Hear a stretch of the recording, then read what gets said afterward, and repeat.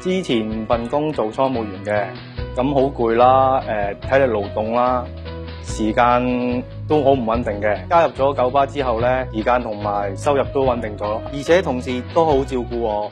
駕駛導師好有經驗，而且好用心教我哋新嘅車長。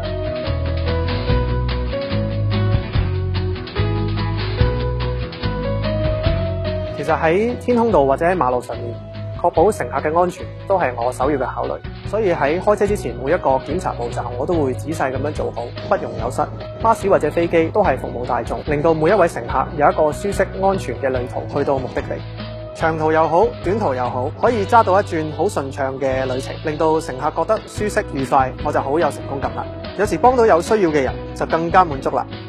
細個咧，我已經好中意揸車，估唔到依家可以成為九巴車長。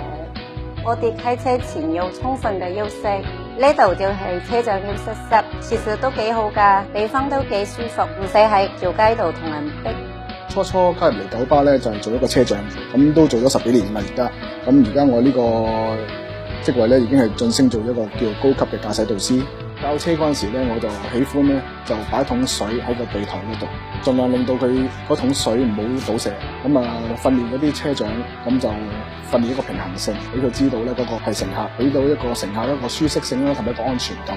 我入嚟九巴咁耐啦，其實我都覺得好開心，做得好開心，好有滿足感。尤其是嚟到呢個位啦，咁我都覺得好有一個成功感，因為可以訓練咁多個車長出去服務市民大眾，其實我都覺得係一個貢獻。想成為專業車長，實現服務大眾嘅志願，同我哋一齊成為九巴一份子啦！